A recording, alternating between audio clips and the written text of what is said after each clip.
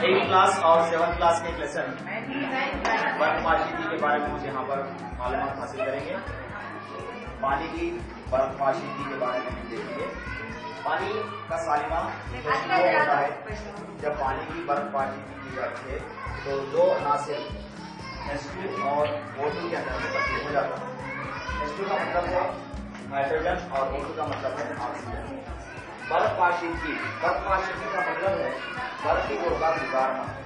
किसी माये में से बर्फ को गुजारने के अमल को बर्फपाशी कहते हैं। और बर्फपाशीदा का मतलब ये है जिसमें से बर्फी गुजारी जाती है उसको बर्फपाशीदा कहते हैं। और यह है बर्फपाशीदा खाना, वो अमल जहाँ पर बर्फपाशी की जाती है जिसके अंदर में जो आला इस्तेमाल किया जाता है उसको बर्फपाशीदा खाना कहा जाता है। आइए अब हम यहाँ पर एक बर्फपाशीदा खाना तैयार करते हैं। ये आप यहाँ पर एक प्लास्टिक का एक इस्तेवाना ले सकते हैं। आप यहाँ पर ये इस्तेवाना है प्लास्टिक का, और इस प्लास्टिक के इस्तेवाने के अंदर में यहाँ पर दो सुराख करेंगे। इस सुराख के जरिए से हम यहाँ पर बर्फी टर्मिनल्स लगाएंगे। क्या करेंगे? बर्फी टर्मिनल्स, दो कीले वगैरह भी लगा सकते हैं आप, या फिर टर्मिनल्स लगा सकते हैं। लगाने के बाद इसको यहाँ पर एक लगाएंगे।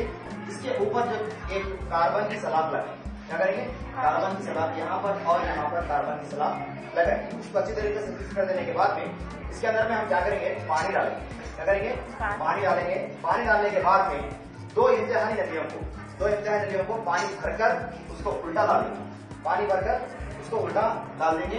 एहतियात यहाँ पर यह करनी चाहिए कि इंतहाई नदी के अंदर में कोई भी जगह खाली ना रखें, यानी कि इंतहाई नदी के अंदर पानी भरा हुआ रहना चाहिए। तो इंतहाई नदी यहाँ पर हम पढ़ती है, ये इंतहाई नदी है और ये पानी है, और ये जो है कार्बन की सलाख यानी कि ग्राफाइट है। अब हम यहाँ पर जो दो टर्मिनल्स हैं, दो टर्मिनल्स को बैटरी के जरिए से यहाँ पर जोड़ देते हैं।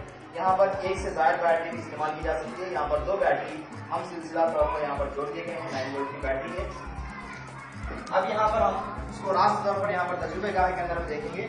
यहाँ पर दो टर्मिनल्स हैं, ये दो टर्मिनल्स बैटरी के जरिए से जोड़ दिए गए हैं। यहाँ पर मैंने 3 बैटरी को इस्तेमाल किया है हम सिलसिला, जो यहाँ पर ब्लैक एंड रेड यहाँ पर हम सिलसिला जोड़ते हुए दोनों टर्मिनल्स को यहाँ पर जोड़ दिए हैं कार्बन की सलाख से।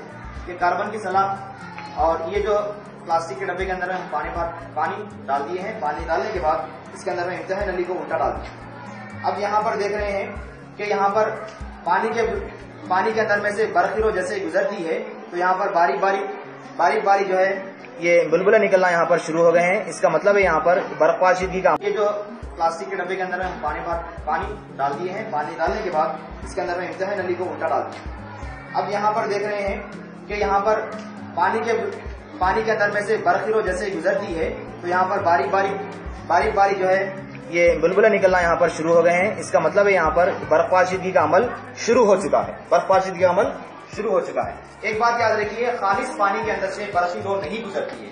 खालिश पानी के अंदर से बर्फी लो अगर से गुजारना है तो हम इसके अंदर में रवा पैदा करना चाहिए। रवा पैदा करने के लिए हम क्या करें? या तो इसके अंदर में HCl या फिर H2SO4 जो भी एसिड है उसके चंद खतरे इसके अंदर में डालेंगे, या फिर हम सादा नमक इस्तेमाल करेंगे जो NaCl है, जिसकी वजह से पानी के अंदर में रवा पैदा होते हैं। क्या होते हैं?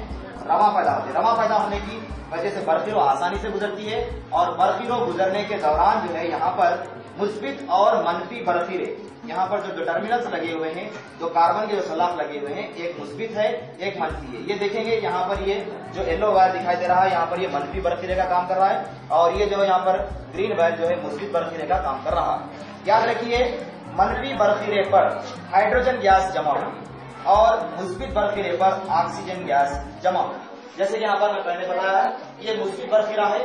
मुस्बित बर्फीले पर यहाँ पर जो है मुस्बित बर्फीले पर यहाँ पर जो है आपको ऑक्सीजन गैस, और मनफी बर्फीले पर जो है यहाँ पर आपको हाइड्रोजन गैस यहाँ पर जमा होगी।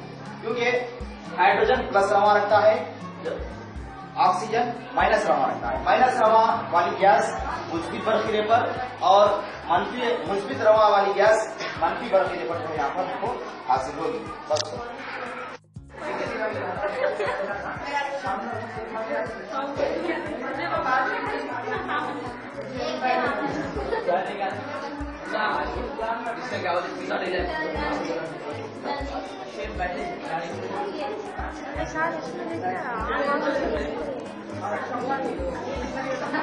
इकडे सर